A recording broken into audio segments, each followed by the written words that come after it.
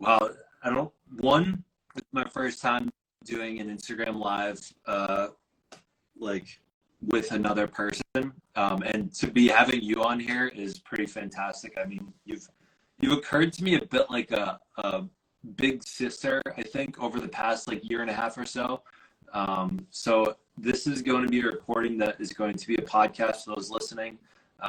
This is Abby, or it's me, Abby, or I still search you as not Kristen Bell. Um, like I was going to look for one of your TikToks the other day, and I still search that. Um, but I think I originally found you back last, like probably a little over a year ago.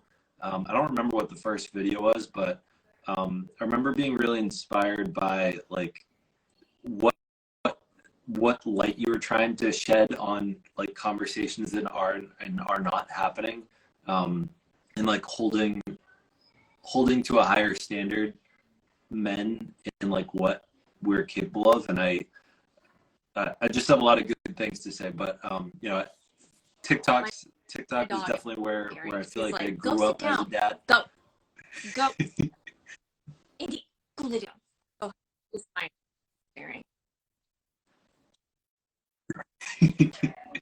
My parents are working on putting down Everly right now. I'm hoping that cries don't start coming through the floor in the near future.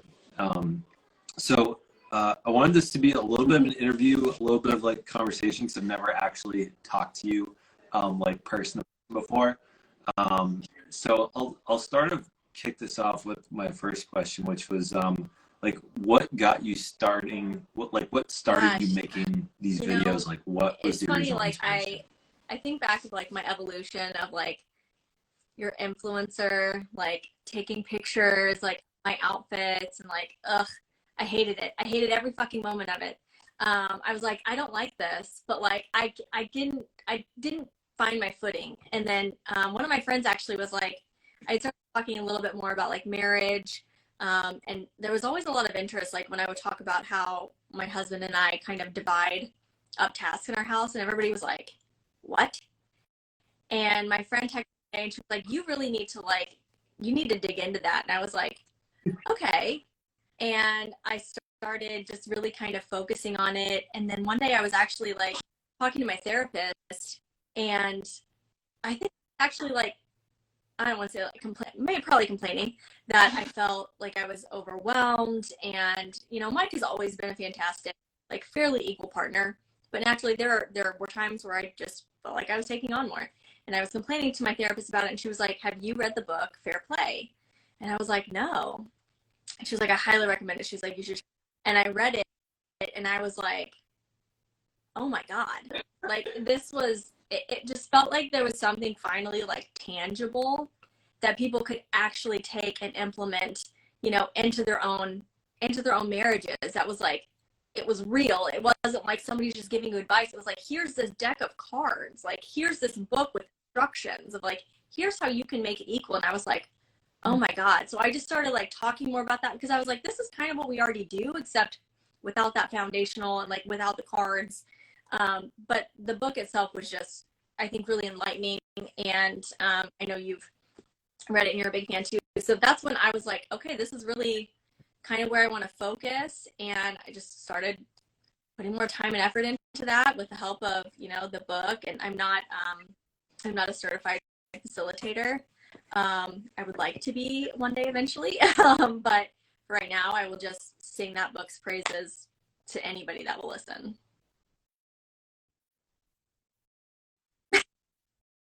Well, I'm sure they can get you in on the next cohort. I'll email the right person and CC you. I know that myself and someone else, they paid for it for us. I think because we talk so highly of it. I think Domestic Blisters, Laura Danger. There's one or two other influencers in there, but of the 100, nice. I think there's only like 5 of us that are that have a significant following on there. I'm sure that can happen very soon. And you know, one of the things I think all the time I go over to your page and I think like, oh, I should just, one of my content creation strategies is literally look to see what Laura's doing, look to see what Abby's doing, is it duettable? Is it like, can I have some commentary on this? And I mean, you get a lot of love for those, Margot and Todd. First off, like, is there like a reasoning behind the name, or like where? I need to know like where the inception of these role play came from. Christmasification. Margot and Todd are the uppity, snooty neighbors, and I've loved that movie since I was a kid. But one day I was just like, I just happened to be like filming, and it was maybe a little bit around Christmas time, but not really. And I just started like referring to them as Todd and Margot, and I was like, okay, this is who we are now. We are Todd and Margot. And everybody, I get it all the time, was like, am I the only one that caught the Christmas Vacation references? And I'm like, no, it's intentional.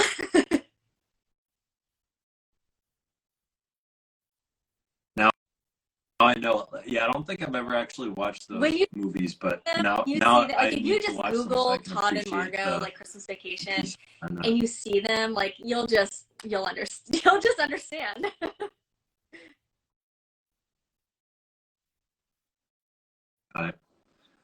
Yeah, and I think what's powerful is that a lot of those conversations are probably happening behind closed doors, or we're seeing moms complain about them happening. And it's like you can see so many levels of like unhealthy that unfold throughout the conversation. Like that recent one where, hey, you know, she lost all that weight and she looks great. Yeah, like that was did a huge number on her body. Hey, would you be interested in that? And like the way that Margot unpacks the low level shade to identifying the high level shade within it is really well done. There's so many times I wish I could like do like a voiceover, or like just insert myself into Todd's spot and change the narrative, but then the conversation wouldn't make any sense anymore. But yeah, the other thing that I love about those, which I've found, so honestly, I've had moments of like almost trying to replicate what you do, and I either don't have the patience for it, or I don't have the talent for it. But how do you literally, so one of the things about this podcast and these live streams I want to do is include more content creation talk within it, because I personally love talking about fair play, but it's like I just love making videos. I've been doing it for like 9 years now, I think. How do you go about making those videos? Because I noticed you can see both your hands, so it's probably on a tripod. What I'm wondering is, do you script it out? Do you shoot the whole Margot part and then shoot the whole Todd part? Do you have two phones? Like, how do you go about the editing process? I have two phones. But honestly, I use TikTok. Like, I shoot and edit in TikTok. I just find it to be really easy. I've been doing it that way, like shooting and editing in TikTok for so long now. Like it feels comfortable. So I used to actually like shoot Margot's part and then flip, do Todd's part, and I was like, God, this is really like, this is too much. So I would just and honestly, I don't write out the scripts. A lot of times I end up just like, I get the topic of conversation, and then I go through it a couple times in my head of like playing both parts and thinking of, you know, unfortunately, like the comments that I get from men a lot of times in my comment section, or if it's based on like a user submitted story, kind of referring back to like what that was and then elaborating a little bit more. But then I just kind of I just have this conversation in my head and in my mind. And sometimes I don't even like have it down pat. Sometimes I'm just like, I'll spit out what Margot says, and then I'll be like, okay, and I'll turn it around and I'll be like, okay, here's what Todd would say. But actually what I've started doing when I film, we'll start with Margot and I'll say Margot's part. And then I'll just go ahead, like in the same, like it's not massive dress change or anything, but like in the same clothes, I'll just go ahead and say what Todd says. And then in that snippet, when I'm done, like with their full conversation, I'll just go back in and re-record all the parts where Todd is supposed to come in and talk, and flip it, put Todd's hat on, and say whatever Todd says.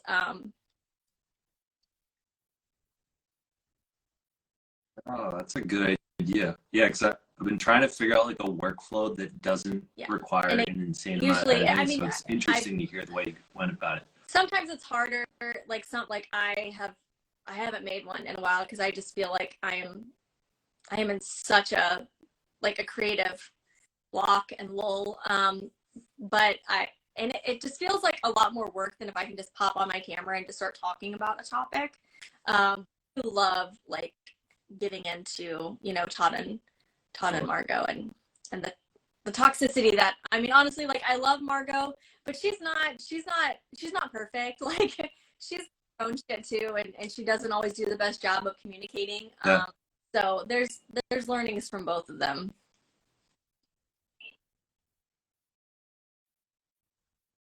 If you were to if Margot were to come to you as a friend and be like, hey, like I actually have footage of this conversation I had the other day with my husband, like where am I going wrong? Like where did I fuck this up? Because he walks away every time that we get down to like the issue, because he's like, I can't talk to you when you're like this. Like what advice would you give Margot?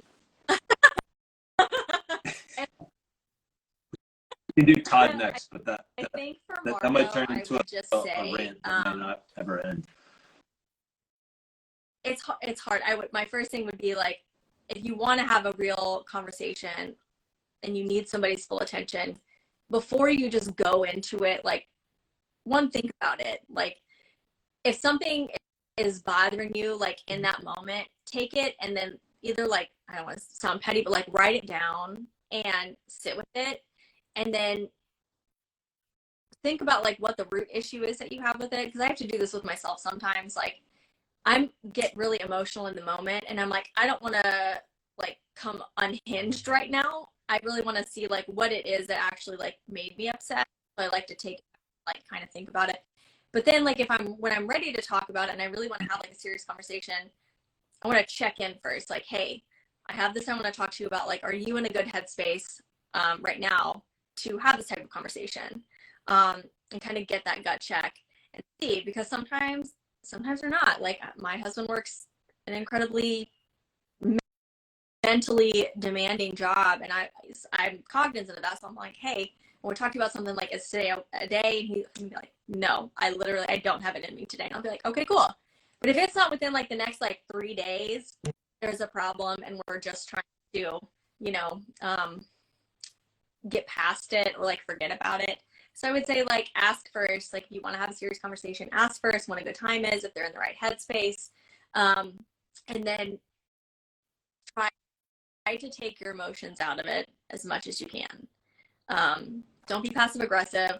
Margot really enjoys passive aggressiveness, instead of just kind of getting right to the point, and not letting her emotions get the best of her. But it's hard, and when you're constantly getting stonewalled, there's not a lot you can do about that, unfortunately.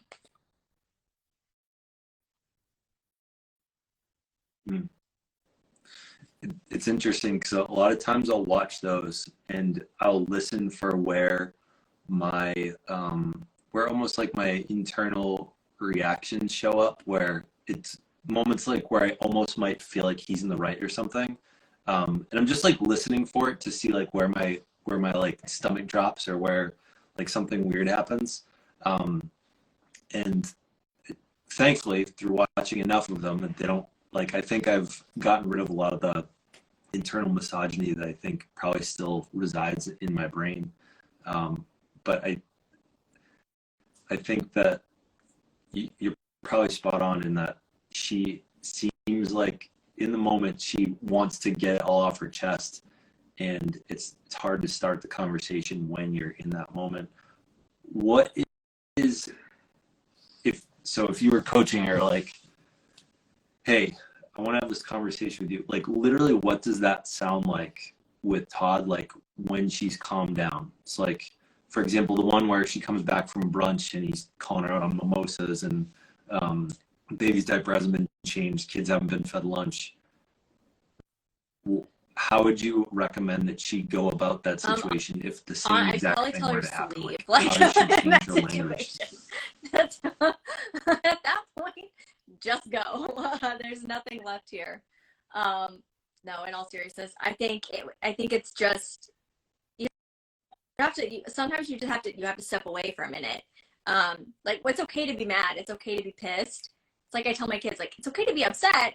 It's not okay to, do X, Y, Z. Like, we have to, contain those emotions and feelings and display them correctly, in a safe way. So I think in that moment, you're just fuming, and it's like, it's not logical at that point. You can't be logical when your brain is like inundated with anger. So no good is going to come from it in that moment. As much as it feels like it's going to be really good to lash out, you're going to get like an immediate instant gratification of that, but nothing actually productive is going to come from it. So like, take a step back, like whether that's, Todd needs to leave for a little bit, and you can kind of like get your bearings together. But either way, take some time for yourself, and then try to come back again and have that conversation, and like bring your points. Like, it's okay to come like ready to have a conversation and like ready to say, like, this is how I feel, like this is how it made me feel, this is how it upset me, this is, the issue that I took with it. There's nothing wrong with like being prepared and ready to have a conversation. And I think that helps kind of keep your emotions in check too, and be able to actually have more of a productive conversation.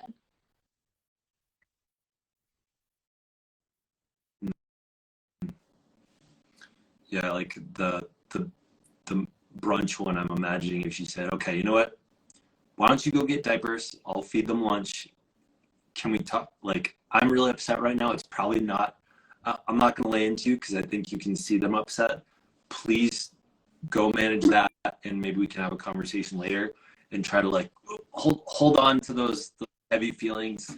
Because I know that I've done that recently. Is I was actually being kind of a bully, and I didn't realize it until she called me out on it after her parents had left. And I was like, I would love to apologize right now to you logically, but emotionally, like, my ego is not going to let me. Can I like go do something in the other room for like 5 minutes? I think I can come down and like let my ego go. And it worked. Like, I asked her permission to go clean up the kitchen while I was really proud of her. Like, she was upset, but like didn't do her typical thing of like turning the TV on and like almost pretending to forget about it. We had a super productive conversation, like identifying like previous like traumas that had occurred that she felt like all of a sudden she was in the middle of when she had been like bullied like more maliciously. So, I think the other thing that almost troubles me about those videos sometimes is when I hear Margot, I think that I dive straight into that she's just completely right in that moment. And I know that the challenge in being like a male creator that talks a lot about like to empower women and to like hold men to higher standards is I'm making a lot of these women feel heard and feel right, but at the same time, there's not a whole lot of coaching or growth that necessarily happens out of that. They can feel empowered, but sometimes they end up on like a high horse, and I'm afraid that I'm setting them up to be ineffective now that they're empowered about like, yeah, I can actually expect more out of you. And so that's one thing that I've been trying to work on. I don't know if there's a good way to say this, but like trying to call out or like hold women a little bit more accountable to starting a conversation in an effective way. Because I think I'm afraid of setting them up for disaster. On that, like, I feel like a lot of times everybody is so quick to be like, well, you're just not communicating effectively, or like, well, maybe you just need to communicate better, or you have like unexpressed expectations, or everybody wants to like put everything at the fault of like lack of communication or miscommunication. And I was talking to I don't know if you follow her, Claire Bell. She does the like reverse racial progression videos. It's please check her. I think it's CLARE. Claire Bell, CLAIRE. On TikTok and Instagram, but she is we talk a lot about how like women are constantly, you know, it's always on the woman, like you didn't communicate this right, like you didn't clearly set your expectations like verbally, or, and it always comes back to this like women having to be the like the one anticipating everybody else's needs and making, you know, clearly cut for everybody. And that's a lot. Like, well, that's a lot to put on somebody. And I'm not saying that women are master communicators in all regards, because we're not. Nobody is.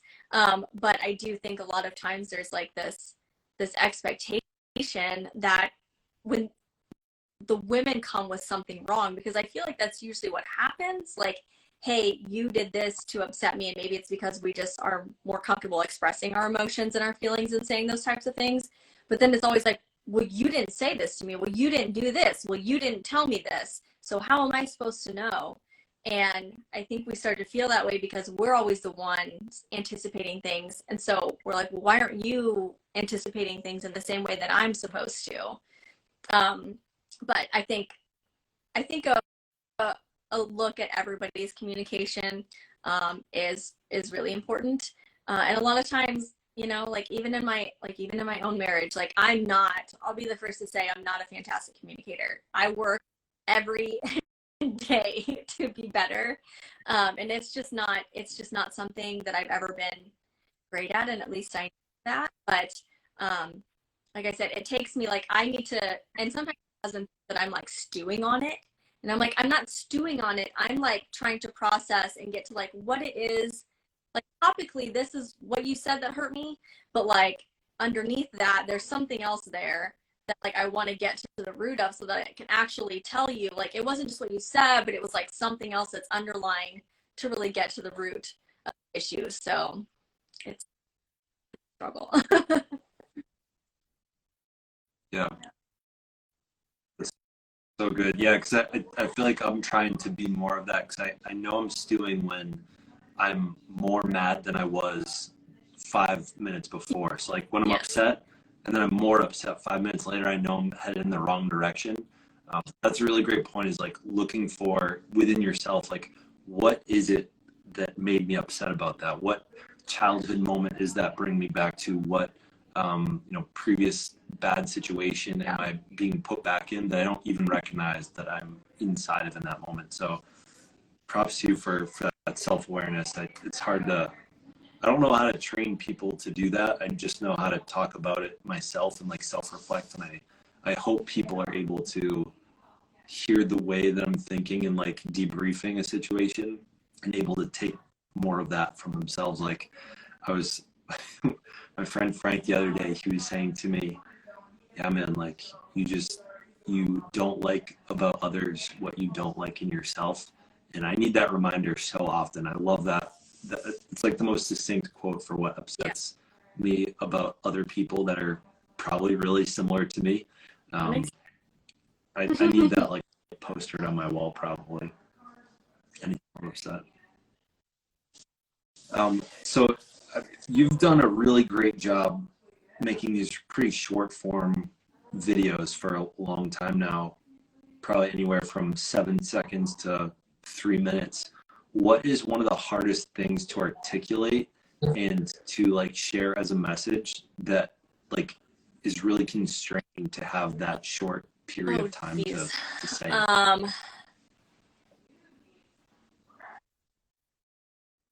And I can rephrase that, maybe easier to answer. What's the message that you constantly want to share with your audience that is just really hard to do in short form? I think probably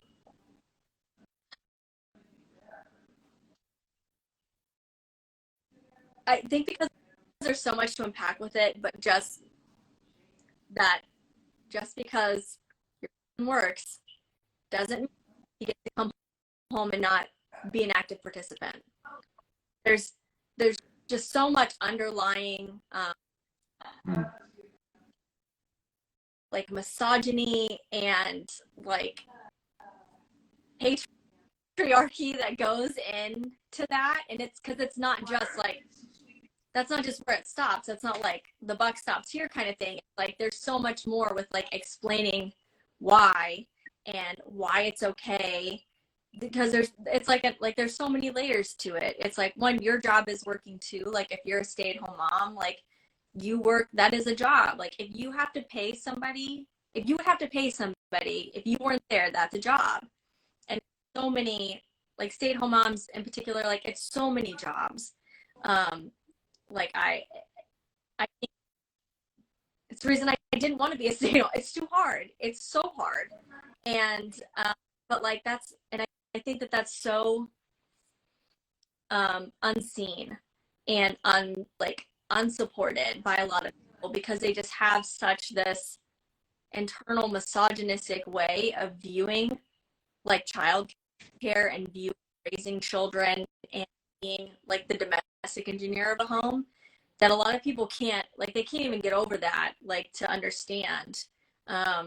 It's just been like ingrained in them that like men go to work, men make the money, women literally do everything else in regards to the home, everything else in regards to the kids. And I have a really hard time like articulating that in a really like succinct way, in like a 3-minute span. I've gotten better as like I've had the same message. Pretty good job right there, I must say. I get it every time, but sometimes like my own emotions and my own passion is yeah. like I could just go on a like a 30-minute like tangent about it.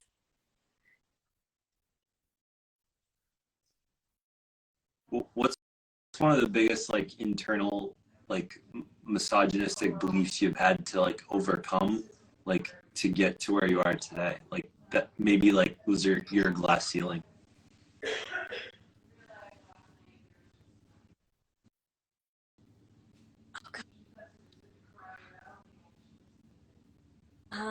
Or just any recent one. It doesn't have to be the biggest one. Like I know I can go first. I know one of the hard ones from Fair Play, one of the toxic time messages is talking about how like an hour in the boardroom is worth an hour and holding a hand in the doctor's appointment. And I think I'm still really, especially now that I'm in sales. I was in teaching before, which made less sense, but now I'm in an industry that like has more dollars attached to the hours. It's really hard to put that concept down often. Is that like time spent making money is equal to time spent doing anything around the house, and it's really hard to put that concept down. And I have to like say, okay, Zach, come on now, like remember, like I have to talk myself out of it a lot of times. And it's a consistent battle that keeps creeping up, and I don't see it until I say something dumb or I act in a dumb way. Like I have to catch myself. Yes. Now that you say it, like, is there something similar like that for you? I don't talk a whole lot about like my husband's job, but he deals with a lot more like mental and emotional stress, and I just always have this thing that like his job is harder than mine, his job is more important than mine, he does more, it's more mentally and emotionally draining. So I always like, oh well, I should, he works harder than me, I should just do this. And then I'm like, no. I have to stop thinking that way. Like sometimes like I need extra help and sometimes he needs extra help. Like I struggle like more so like with my own mental health, and like last week I had a I had a fucking breakdown, and I came in and I was like sobbing, and I was like, I can't take the kids to school this morning. Well, I can't do it. And he was like, okay. And because I was like, no, I've got to get it together, Abby. Like, get it together. Mike's got to go to work. He's got to do. Like, you've got to get it together, and you've got to take the kids to school. And I was like, I literally can't do this. And I was like, it's okay. Like, I don't have to bear that by myself, just because I feel like in my own mind, I still can't break that barrier of like, we both work, like we both raise our children, like we both do hard things in like different regards to like our home and our family and for each other. But I think that's probably and it will continue to be like this active thing that I have to keep track of and like actively make sure that I'm working to get past it. He works in Can special you say victims what he unit. does?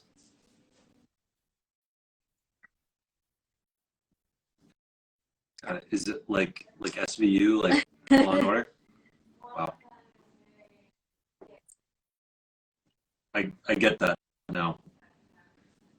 Or it's funny. I realized that through so many of the videos that I've watched, I wasn't sure if you were a stay-at-home mom or a domestic engineer or if you did work. But that's interesting actually hearing that, because I think you do a really good job having your messaging be to anybody in those, where sometimes I know sometimes a video that I make is going to hit home for a stay-at-home mom, but not so much for mom that works outside of the home.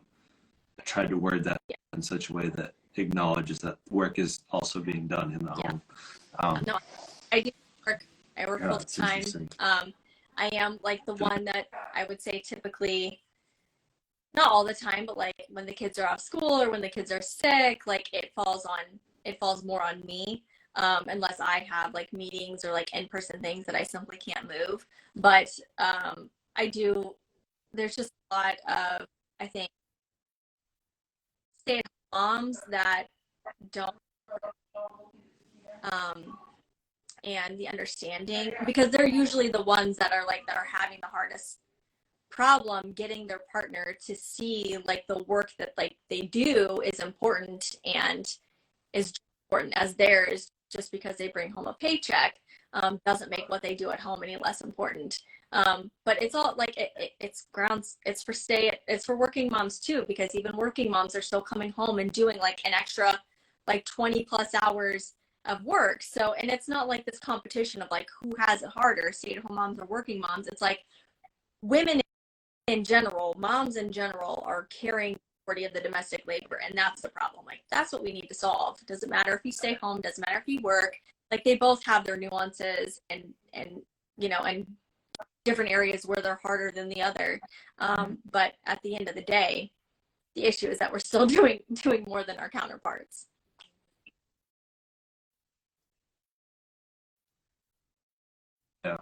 Yeah.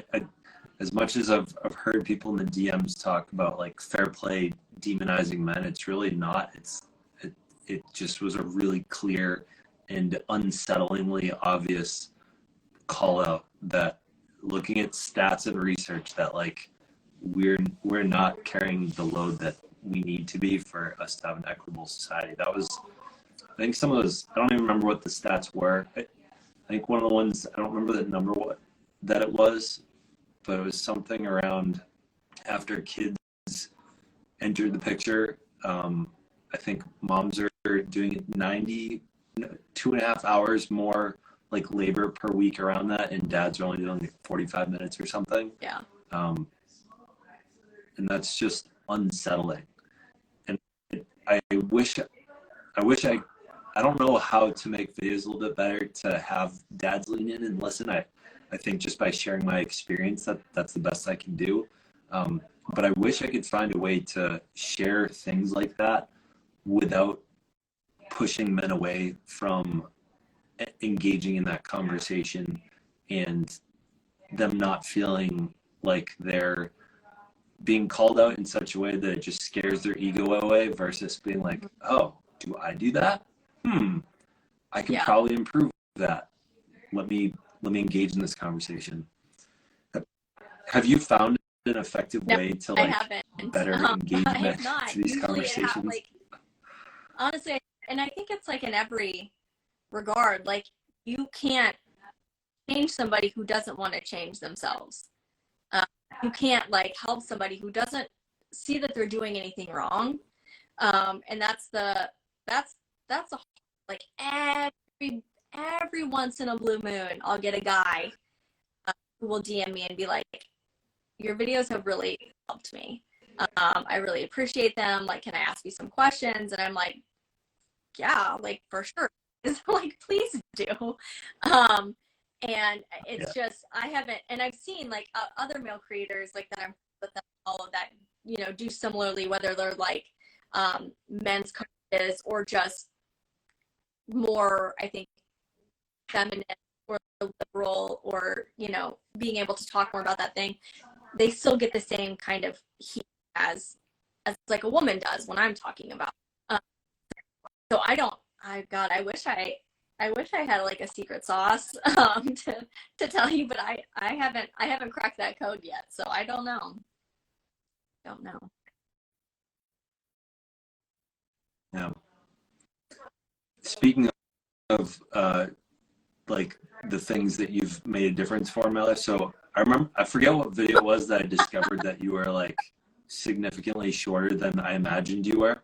But I remember, I think it was probably last summer, you had a handful of videos talking about like, don't approach me when I'm with my kids, like, don't do that. And I've had like an insanely heightened awareness of like my surroundings since watching those. I feel like I try to share positivity in the world and like compliment people, but I've been like probably thinking about 10 times more about any single comment that I have for a woman nearby, that I probably think about 10 times more now that you've taught me self-awareness around that. What was the story? Didn't you say like a homeless person came up to you while you're like pumping gas or something? Like the same week, and like usually I'm 4'11", like on a good day. Like on a good day, I'm 4'11".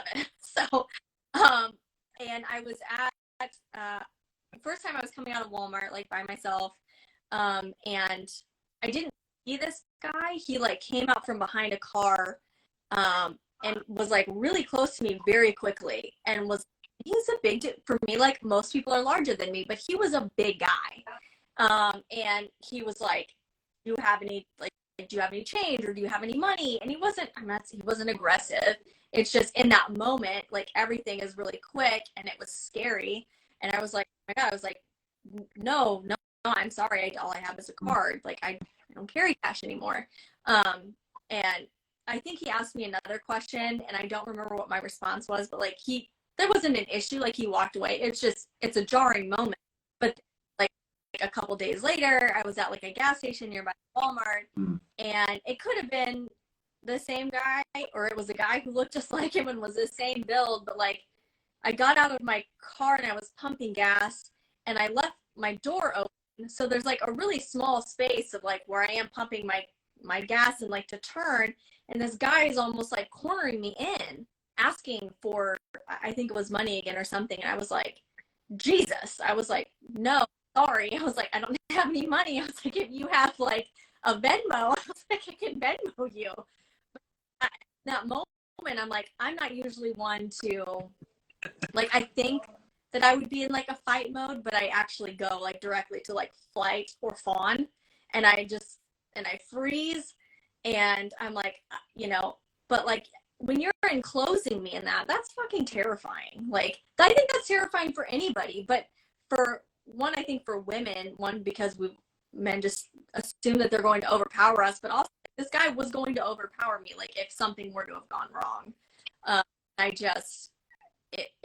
yeah, especially when I'm with my kids, like, thankfully both times my kids were not with me, like I was alone, but like there have been times where somebody has approached me with my kids, and those are the moments probably where I am more likely, like I've noticed myself be more likely to be like feral, but also like that just like I was sitting alone at the bar and he like and he like that was the one I'm thinking of too. Like, I remember that story too. Fucking shit. And I was like, wow, okay, I don't know what to do in this moment. I was just like, oh, okay.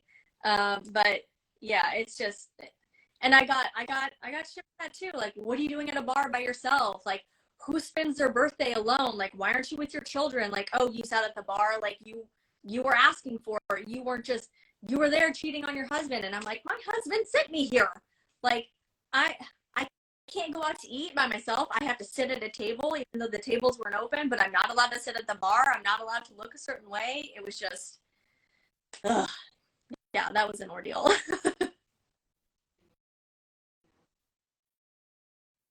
I think I learned a lot from listening to a lot of those like comment responses that you had from that video. Because I had never considered, I don't think before that video and that situation that you had shared, I never considered that one of the fears that a lot of women have is that if so I'll say in college, like I was very promiscuous. Like I was talking to a lot of girls, and I think I did a good job not being like forceful, but I was persistent. Not forceful, not aggressive, but persistent for sure. And I think I never considered that a fear was going to be that if a no comes towards a man, that they need to consider their safety in that no. And that like kind of blew my mind, but like it like opened up a new universe of me understanding like what women have to go through. And I wish more men could appreciate like how so many men have created that reality, and how we really need to learn how to manage our egos better, that we can take a no. I don't know what it was that I learned at a younger age, but I know that I think through college I learned how to gracefully take a no, and just like understand that like if I want to be intimate with someone tight, it's going to be a numbers game. I'm going to have to talk to a lot of girls, and there's going to be a lot of no's. I remember one night I went out with my friends and said, I'm gonna get at least 19 no's tonight just to dance. I think I achieved that, and it's probably why I'm in sales now. But I think really, if we can teach guys to learn how to be with a no, and my wife is recently, she took this course at Desire on Fire, a pleasure mastery course, and one of the leaders in there, Amy, I was on her podcast a little over a year ago, and one of the huge things they talk about is teaching your partner to be able to share their like intimate desires and be able to be like almost like a cheerleader and like a yes for them but a no for you. And I don't know how to teach people that without them taking that course, but like I wish I could teach so many more women how to do that and men how to receive that, because I think there are so many moments where like one thing I've been talking about a lot more recently, which I feel pretty uncomfortable about, but I think is really healthy for it to exist out in the world, is talking about a lot of men feel like they have intimate needs. I'm still not, I think the jury's still out whether they're needs or not, but being able to share those with Alyssa and have me fulfill on them without her necessarily needing to have participation in it. So almost like being able to self-pleasure next to her and experience like an intimate experience with her without her having to do anything. And that was like, I remember when I first asked for that, terrified. I was like, this is weird. Like, what is she going to think of me? This is like 6 years into our marriage. Like I wish more couples, more men could appreciate that this could be like a very useful conversation, and like realize that a lot of their needs can be met intimately without physically. I got like I mean there's things that like, any thoughts on that? Because that's me, like I'm not, this is my lack of communication, like my terrible communicating is that like I don't communicate those things either. And like there's things that like I haven't like we're coming up on our 10-year anniversary in June, like, and I just now said like, hey, this is something I like and I'm like, oh, you know, that was so much easier than what I like had in my mind. And I think having those like expectation talks, you know, like I've talked about it before, but like I'm gonna you like feel like my phone's gonna freeze in a second because I have this 1 hour like limit on my Instagram, so it's gonna be like ignored, so I'll try and undo it. But one of the things that I did, like my therapist was like, you need to talk to your husband about his expectations for sex, like how often, like, because I have previous trauma from a past relationship that caused a lot of problems for me and was still causing problems for me until like a year ago. She need to have this conversation so that you can have like clarity and you can both be on the same page. And I was like, this is really uncomfortable for me. Like, you know, what if he says something that I don't feel like is possible for me? But like when we finally had this conversation, I was like, I need to know like what your expectations are. And he was like, I don't have any. He was like, oh, there's no number of times I feel like we need to be sexually intimate. He's like, I don't have anything. He's like, I don't want to, I wouldn't push you. I wouldn't want to make you feel bad. He's like, I just don't have expectations. He's like, it happens, you know, if it doesn't, that was such like a weight off of me, to not have to like keep track like mentally of like, okay, like when was the last time that we were intimate, or like, you know, it hasn't been too long, like between like just the cycle of being a woman and then like the cycle of my mental health and like literally life, there's so many things that like, you know, ebbs and flows, and there's people that are like, oh, we just schedule it, and I'm like, I can't do that. I can't do that. I don't know. We've been trying that out a little bit, and it's been working better than we thought. But there's like an adjustment to it. We don't schedule it necessarily. We schedule intimate things that aren't physical, and if they turn physical, we let that happen. Like have bath time, and like the end goal is not sexual intimacy. It's connection. It's emotional connection. If it leads to that, great. But that's not like there's no pressure there. And typically that is what it leads to, because you're naked together, like in an intimate setting, and like, but you're talking emotionally and you're just reconnecting, and it tends to like, if people would just understand like the emotional connection first, like leads into that, it will happen. The world would be a better place. It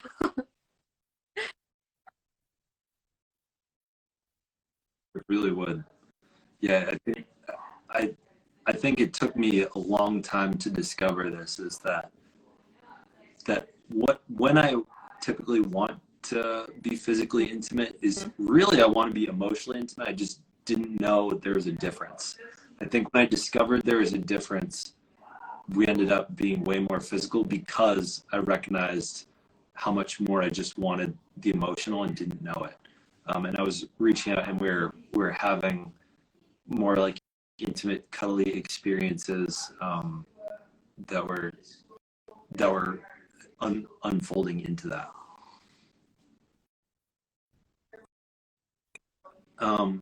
I wanted to ask you, so let's see, we have about 10 minutes left. Do you have a hard stop in 10 minutes? Okay.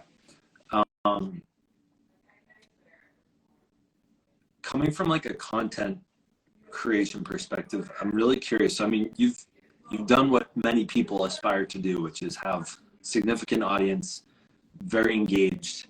I don't think a lot of people appreciate the challenges that come along with that and the required like consistency.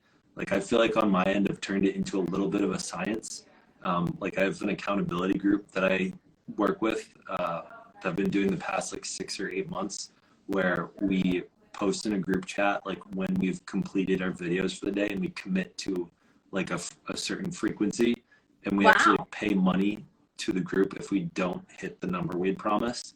I'm curious, what kind of structure have you created to have the frequency that you do, or have you is it literally so naturally off the cuff that there's no scheduling, there's no planning? Like I'm curious what your for me, process like, like. I don't have a process. It's weird. Like I own my own social media management and consulting business. So I do that for clients. So I work on deadlines. I work on content creation, like timelines every day of my life, like for my clients. And so when I actually started doing like influencing or whatever, it was because it was like my own creative outlet where like I get to say what goes, I get to have control. After not having any, like essentially working with clients, I'm kind of at, you know, at their home. But so I don't like I go through times where can't. Like, I can't do it. Last week felt like that, like or maybe it was 2 weeks ago, I don't know. But between like my own mental health problems, like the school shootings, just the fucking world in general, I was like, I can't be on this app. Like, I can't do anything. I felt like paralyzed. So I don't have, I don't have anything. I try to do at least like 2 videos a day, but even then, I'm like, if I can't do that, I can't do that. Like, I you know, shit happens, life happens. Sometimes I can't think of anything that I feel like is important enough to say.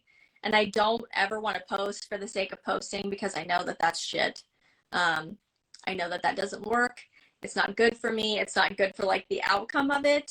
But I would say like the main things that I do is like, I try not to worry too much about the performance of my content.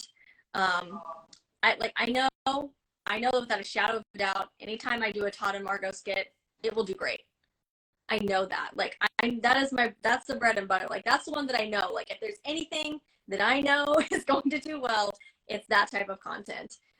Everything else, I still feel like I'm like throwing spaghetti at a wall, seeing what sticks. I feel like the algorithm changes so often on me. It's hard. Like, right when I think I've got a process, I'm like, well, there it goes. I don't know again. So if I do it, I do it. If I don't, I don't. And I've got to give myself that much grace.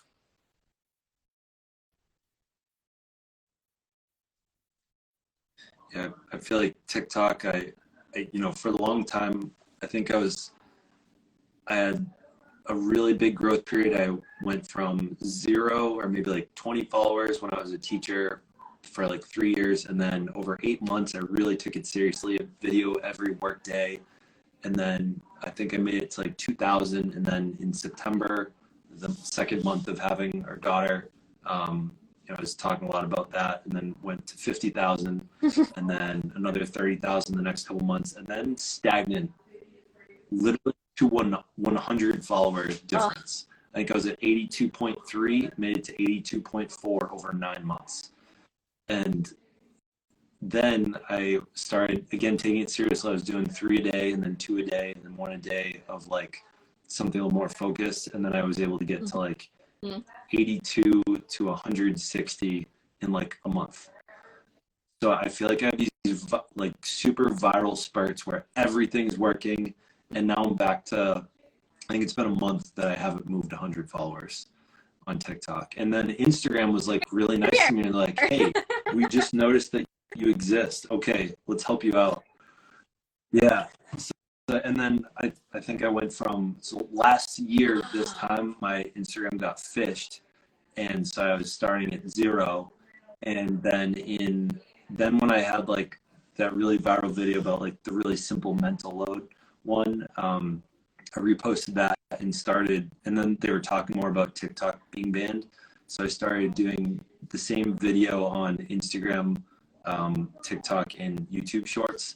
And then I went from 900 to Dang, just over 100,000 in I hate about 3-4 months. Sorry, Instagram. Like, I hate it here.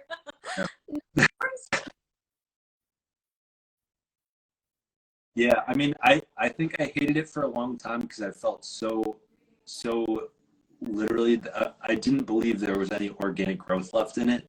And then I had this experience in the past couple months, and I'm not a hater anymore. And I'm just annoyed at TikTok for being inconsistent with like I would think now that I'm at 160-ish that I should not have any videos under 1,000 views, like, and that's not reality. 527,000, and I've got a video sitting at like 400 views. So what do you do? I will say that like I noticed that like if I can post, like my goal is to post like one Margot and Todd video like once a month, because that will carry me. Like that, like the video I made about like the mimosas and brunch, I think that was like like a month ago. It is still going, and I'm still like getting followers from that. So I'm like, okay, I just know that like, because when I have one go viral, the rest will follow. It will just like, whatever whatever I create after that and the most recent ones surrounding that will continue to get traction. So I just have to I have to just get myself to make to make those videos once a month. Once a month.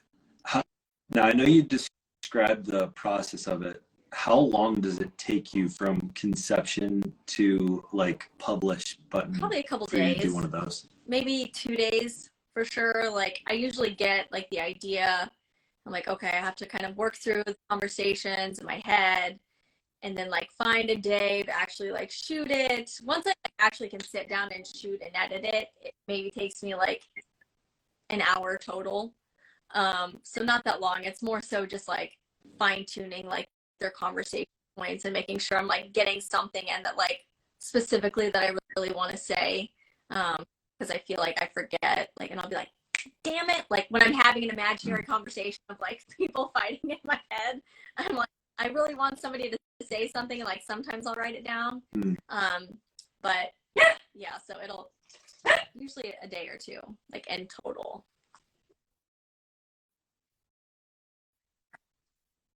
No, I feel like I zoned out a little bit part of your process at the beginning, so I was still trying to get my bearings on the questions I was going to ask you. But you'd said you do it all on TikTok.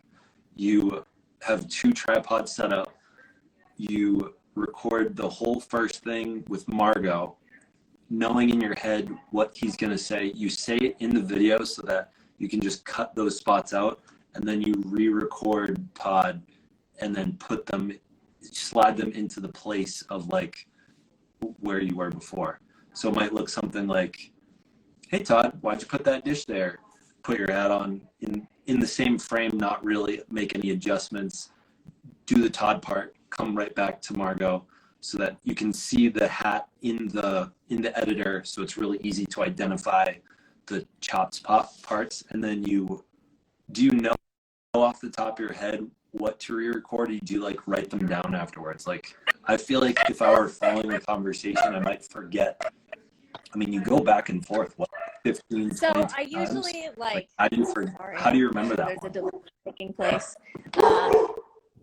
Usually, so I'll have like my tripod and I'll be like, so I'll be Margot and I'll go, hey Todd, you left this fucking cup by the sink again. What is your fucking problem? And then I'll stop the record. And then I'll just say Todd's part again. Like I'll hit record and I'll be like, my God, Margot, it's just a fucking cup. Calm down. And I'll hit it and I'll stop it. And then and so when I know, because it's pretty much just a straight back and forth. So then I can go back in like in the little TikTok editor and click on Todd's part. And then there's the option to re-record it. So then I can already be for like all of Todd's parts. I can put my hat on and like a shirt or whatever and kind of change my angle up a little bit. And then just go in and say those parts again, like in Todd's persona, I guess, if that makes sense. It's shit like this you don't hear in those little $20 master classes about how to make viral content. Like these are the things that need to be shared among creators, is like, how do you make masterpieces like that?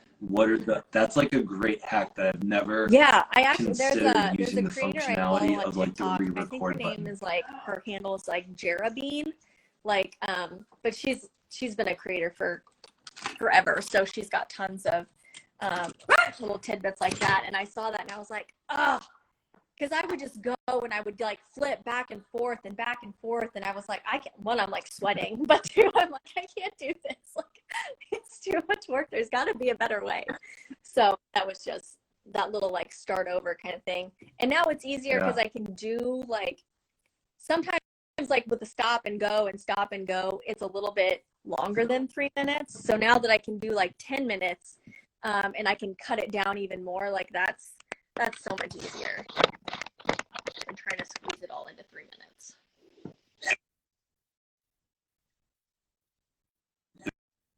One of the things I started doing with I don't know if I said this to post into Instagram without the watermark, is I've been making it in CapCut. It's almost the same exact workflow for most of your TikToks. The only challenge is if you're doing comment responses. So comment responses, if you make it a favorite, you can post it as a sticker. But like Margot and Todd, like you could, I think you could do that exact workflow that's my other in biggest thing. It's CapCut like without the watermark. having to either like download them and like use InShot to put like a blur over the TikTok like logos, and I'm like, this is such a pain in my ass. Like, and I used to just do like SnapTik or whatever, but now that doesn't work, and I'm like, what is the workaround? What are people doing? What are people doing with? Yeah, that's what it is. So I would highly recommend anytime you're feeling inspired about a message that's not a comment response, I would do it in CapCut. It downloads it to your phone when you save. You can do captions on there. The only annoying part is I think the captions are a little like one quirk to it is when you add like an apostrophe for a shortening, like adds this weird space to it. So I don't include those for captions, but yeah, I put everything in CapCut so that I can put it into TikTok directly if I want. Like there's a button at because it's owned by a TikTok company, I think. So if you just click the TikTok button, it puts it straight into like upload mode. And then it's downloaded, so you can probably upload like it to Reels really pretty easily. Like I just don't, and I haven't, but I also, okay, let me start over. I don't see the growth on Instagram that I do on TikTok. It hasn't given me that for quite a while. So like I go through bouts of being like consistent on Instagram. I've just grown, like my initial following was so different than like what I do now. So it's like it's been hard for the algorithm to like figure out like, oh, okay, we're changing here the direction that we're going. And where I was like very heavily focused on like being a mom and my boys, and now I will literally never post them online again for the entirety of my life, like, because it's just terrifying, the things that I know now. But also like, yeah, it just changed. Like that's not my niche anymore. That's not what I'm passionate about anymore. And it's been like trying to switch that over on here has been a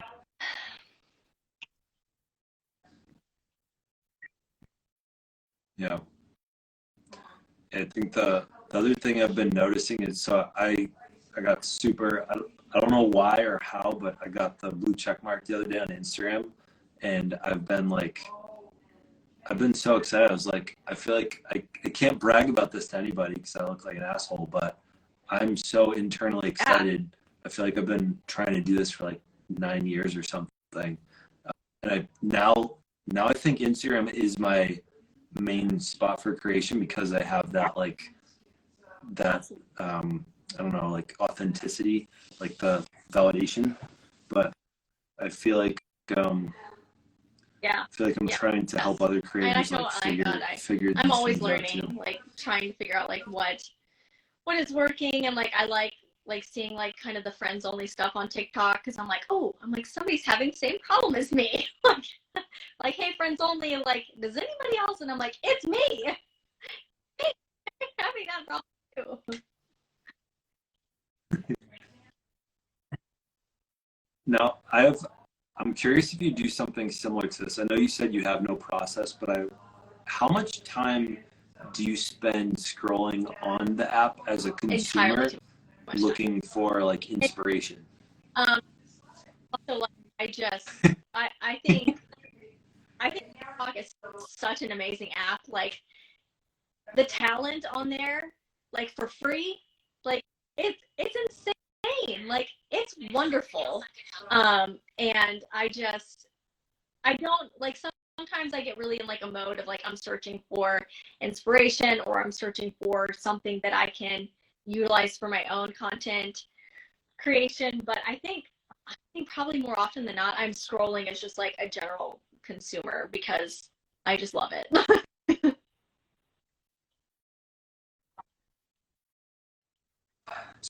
So I have an idea for you. So given that, I don't know if you're being hard on yourself or like you're actually trying to decrease your scroll time.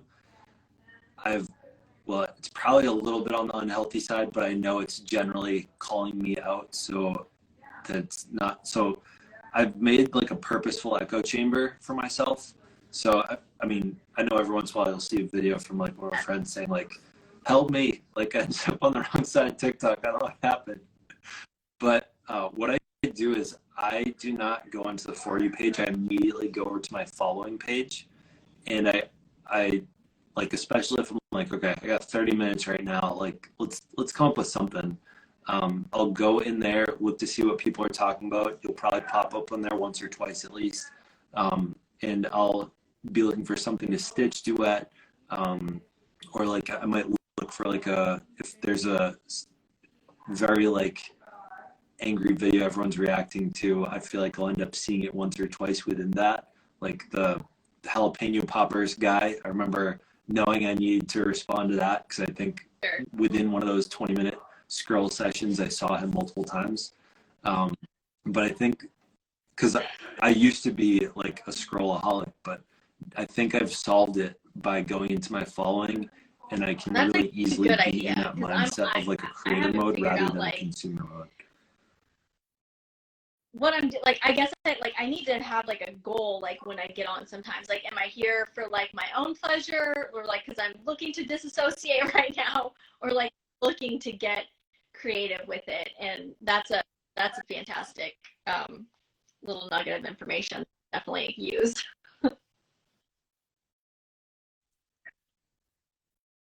Yeah. And you know, you said earlier that like when you're forcing yourself to make stuff, it's not always valuable. Now you've had more success than I have, so I'm gonna push back on it, but take it with a grain of salt because I've had a third of your results. Um, when I so I've made I think two or three duets or remixes that have actually done better than the original video. So one of them with Renee on the Mom Room is at like 4 million. One with World Shaker. His on TikTok and Instagram, I think they're around 5 million. Mine's at 8 million. And all I did was I said, I learned so much from this guy. And I just duetted. I'm just like nodding, saying yes the whole time. And I think what I realized is that we create like a social acceptance or like validation of someone else's point. And like sometimes we can feel like in the first hook of the video, like, oh, they're gonna say something dope here. Like I should keep listening. But when you have someone that you trust, like if I see you pointing to be like, listen up guys, and like you see another guy talking, you're like, I should probably listen to this. So I feel like for a long time I was shitting on myself. I was like, you're just like posting to post. It's like a waste of your time. But like I've come to believe that duetting has a little bit more value, even if you're just nodding and pointing.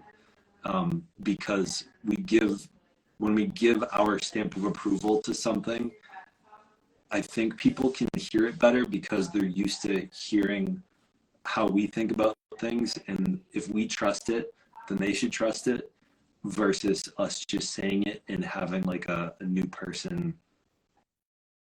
Like if I were to try to create the same thing, let's say I did a better job, I don't think the video would do as well. I mean, it was a money video. It was so good. He starts off with like, this is his best line was like, this is asking for a steak experience with a snack effort.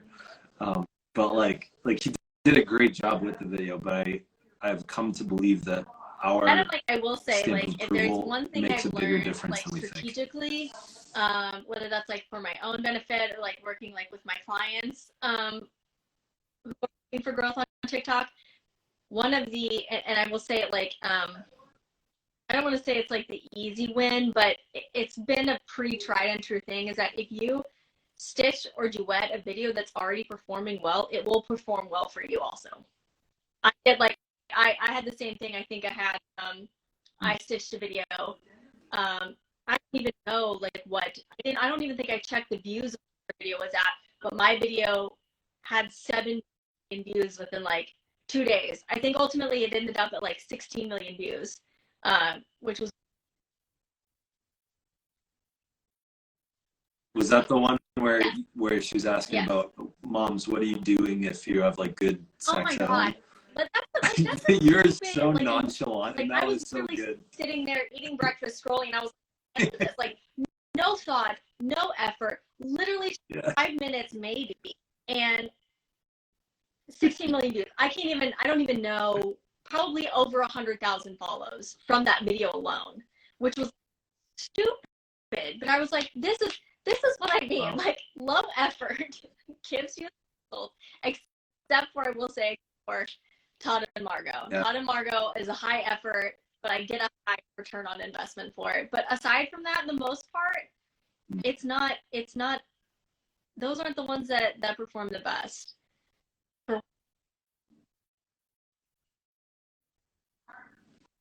It's interesting too, because I think sometimes I've also come to believe that the other value of duetting like already a viral video is that it gets people just to your page, and you're gonna have maybe 5% of them just look to see what else you do, and just getting them to have the option to look at more of you, like getting them to the door is a big win a lot of times, because on an everyday basis you don't always have them coming to your door.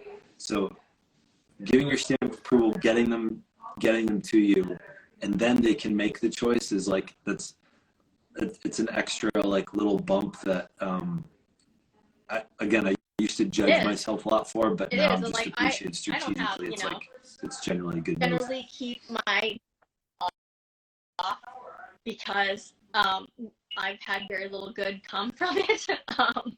But if I do have like a creator specifically will DM me and be like, hey, will you either like screen record this and tag you, or will you be willing to turn your I'll turn them on. I just don't generally, because I have not had good experiences when that is. I have had, so I think it was like, say more about that. Not even a year ago, last fall, I had a woman on TikTok who was just like, blatantly stealing my content, who just hated me, like, who was not, like, wasn't stealing it for like good. She would duet or stitch it, and like that's like that, like, talk about when you get on the wrong side of TikTok, like that was what was happening. And I would get a lot of hate like coming back my way, and I would get a lot of my videos reported. Like, I was on the verge of getting my account banned, and it was like I couldn't post anything. Like, videos from like 2 years ago were getting taken down for bullying and harassment, or like, I don't even know. But I was like, this is wild. Like, I couldn't block her because she would block me and then unblock me and come and steal my content and then block me again. So it was just really, really annoying point of time. Wow. And I was like, so I'm like, nope, I will not turn those on anymore unless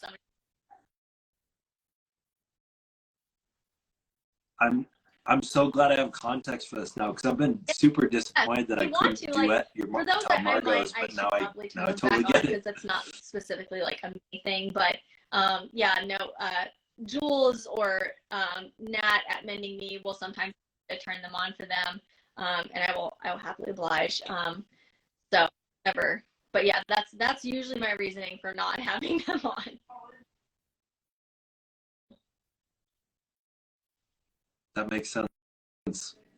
That's crazy. So when you said they were stealing them, I forget, you said they were stitching you and then just like, or they would just like take them, because you can like download anybody's TikTok. So they would just them and then straight re-upload them to their page. Right. And it was going a way of like making fun of me or like bullying me. And then their like followers, who were mostly men, would come and just hate on my videos or report my videos in like mass. And it was an ordeal.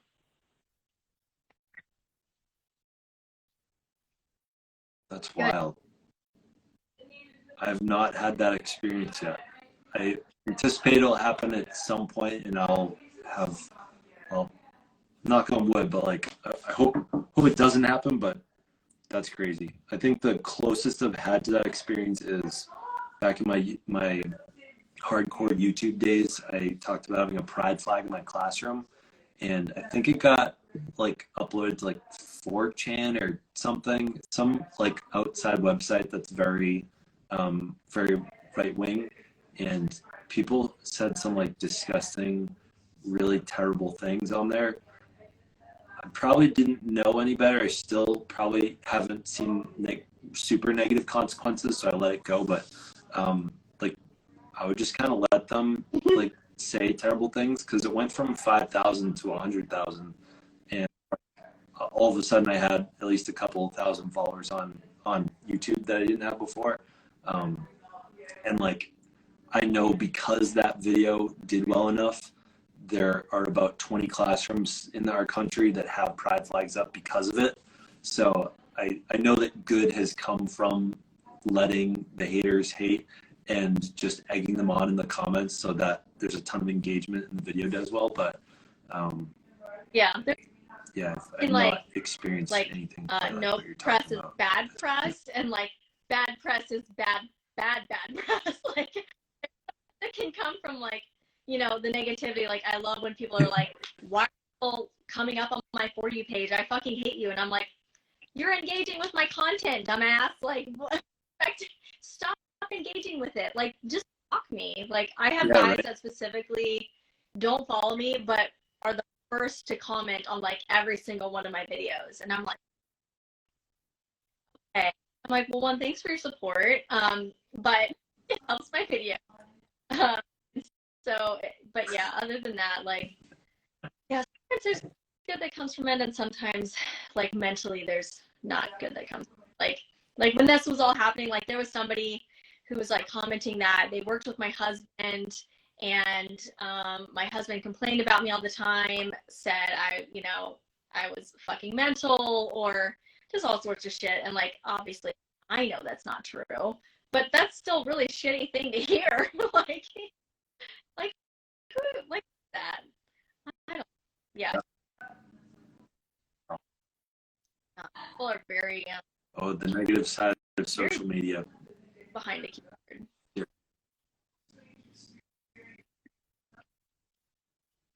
All right.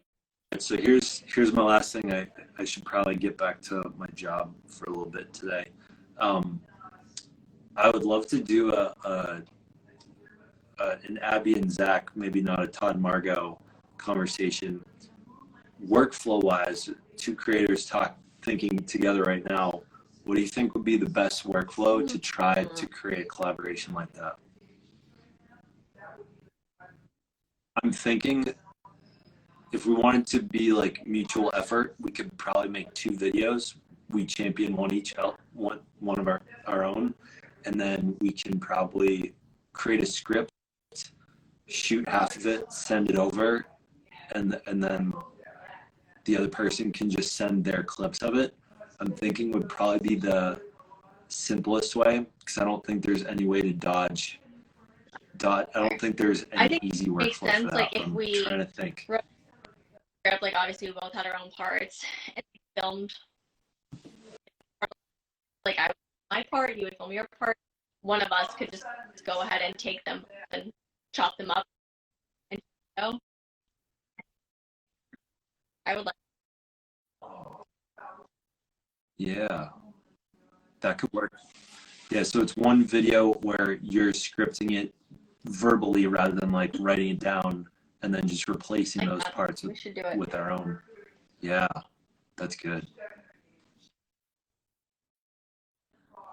I will have one of those to you.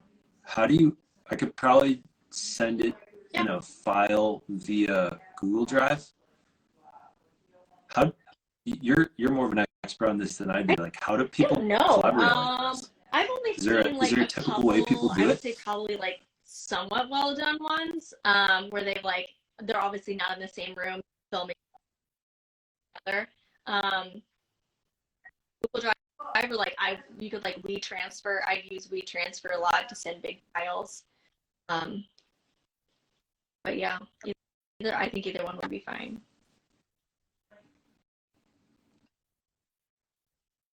All right, I'll come up with something else. And I think the aim will be to be modeling we could do an entertaining one similar to your Margot and Todd, but I think the goal, Yes. I try to model like good conversations I wish people are having more of, and like showing what it can look like when you have like good self-awareness, when you're stopping yourself from going overboard and like totally ruining the situation, and Yeah, I would love having it be that, something because you everybody's can't always come back from. like I get a lot of So we'll people aim to telling do me that. like this was great, like it gave me really good talking points to bring a partner, but a lot of times they're like, well, what do we do when this happens? Like, what does it look like? So I think that that's a really to give people that I think is probably missing.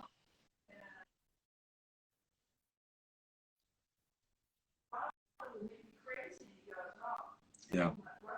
If there's anyone going to do it, have you ever seen Jimmy Knowles?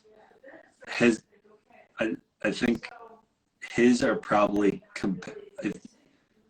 he's like the male equivalent of your Todd Margot's. I don't know what he named. His are Jimmy's, and I don't know if he's just his wife, because I know he's similar to me in that like he's battled through a tough part of his life where he was a bit more of a man child, and I think he's talked pretty openly about having an infidelity and like working through that. So I'm hoping I can have him I get tagged in sometime his on here. videos. It would be fun to do one with him too. And I'm like, hey Jimmy, like hit me up. But I would love that. I would love to see him on your podcast too. I think he would be really insightful.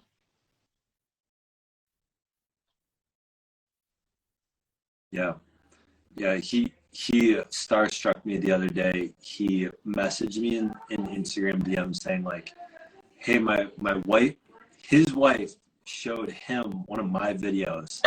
And he's like, yeah, we talk about your videos all the time. I was like, you gotta be kidding me. Like, I love it. I'm helping you? What? That's crazy. I've had a couple starstruck moments. Like, I think I had a DM with Eve Rodsky on LinkedIn the other day.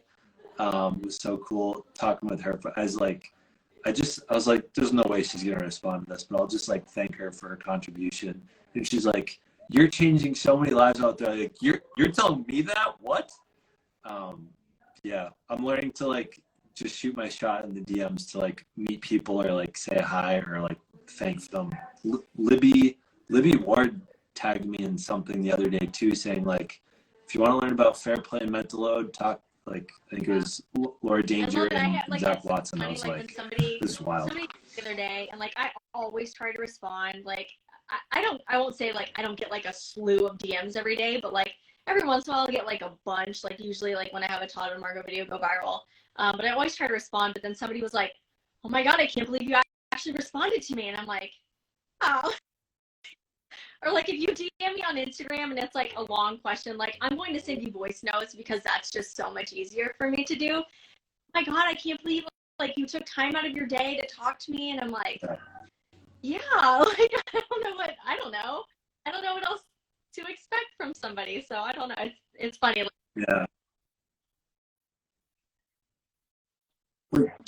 Do you actually get like legit TikTok DMs? Because in my TikTok DMs, it's like a whole bunch of shared videos. I get a lot of like, for some reason, like a lot of my TikTok DMs are like the wave, like people just waving. But a lot of times I will get full on like conversations from women about things or asking me questions about things.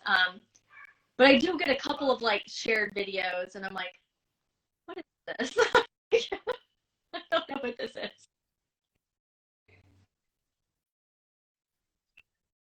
Yeah, I've just realized if it's a shared video, I think it's people just trying to pump up the amount of shares on their video or something. Probably bots, but yeah.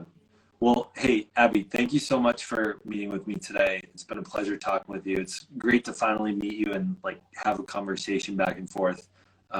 Where can people find you? I know it's Abby. Like it's me, Abby. Also, it's me, Abby here, E, on Instagram, and it's me, Abby E, on TikTok as well. So.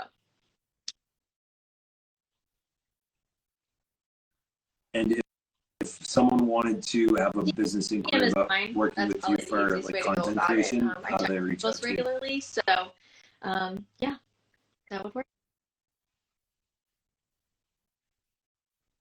Awesome. All right. Well, I'm hoping I can get this thing uploaded onto the Anchor FM app within the week. And thank you again. This was awesome.